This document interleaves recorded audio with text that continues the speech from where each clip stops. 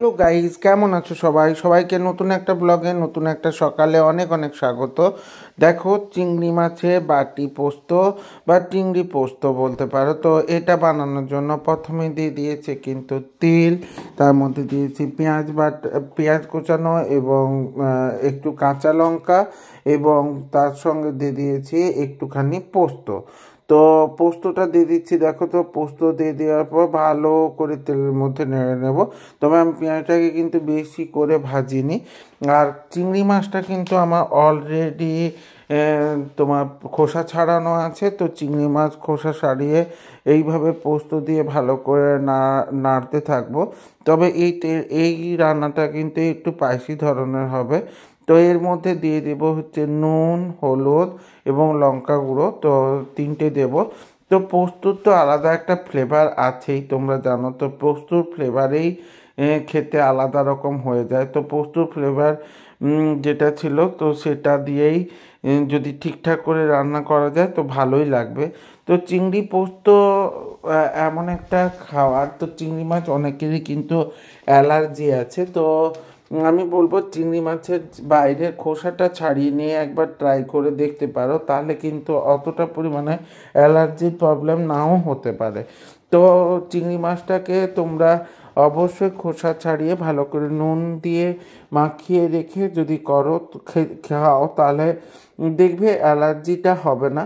তো একবার ট্রাই করে দেখতেই পারো যাদের অ্যালার্জি আছে। আবার অনেকের আবার তো অ্যালার্জি এমনই থাকে যে একটু গন্ধ শুঁকলেই তোমার অ্যালার্জি হয়ে যায়, সেরকম একটা প্রবলেম আছে। তারপর দেখো, আমি একটু পোস্ত দিয়ে ভালো করে কিন্তু কষছিলাম। তো কষতে কিন্তু হবে, তো না কষলে রান্নাটা একদমই ভালো লাগবে না। তো এটা একটু হালকা ধরনের আছে, ধিমি আঁচের মধ্যে কিন্তু তোমাদেরকে ভালো করে কষিয়ে নিতে হবে। দেখো, কালারটাও কিন্তু দারুণ চলে আসছে। তো তোমরা কে কে চিংড়ি মাছ খেতে ভালোবাসো বলো তো? যাদের যাদের চিংড়ি মাছ খেতে ভালোবাসো তারা কিন্তু অতি অবশ্যই আমাকে জানাবে। তো আমিও করছিলাম, সঙ্গে মৌলিও আমাকে একটু হেল্প করে দিচ্ছিল। এবারে হচ্ছে পোস্ত বাটার যে জলটা ছিল সেটা দিয়ে দিলাম। পোস্তর যা দাম, তাতে কিন্তু পোস্ত বাটার জলটাও ফেলতে ইচ্ছে করে না গো। একদম সব কিছু দিয়েই রান্না করে নিতে ইচ্ছে করে, কারণ পোস্ত এখন সোনার দামের মতো বিক্রি হচ্ছে। তো তোমাদের ওখানে পোস্ত কত টাকা কিলো তোমরা কিন্তু জানাতে ভুলে যেও না, কারণ কমেন্ট সেকশানে বড় তো কী রকম কী পোস্ত।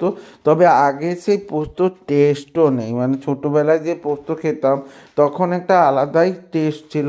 এখন কিন্তু অনেকটাই চেঞ্জ হয়ে গেছে, এটা তো বলতে পারি। তো রান্নার ক্ষেত্রে চিংড়ি মাছ আবার বিভিন্ন রকমভাবেই রান্না করা যায়।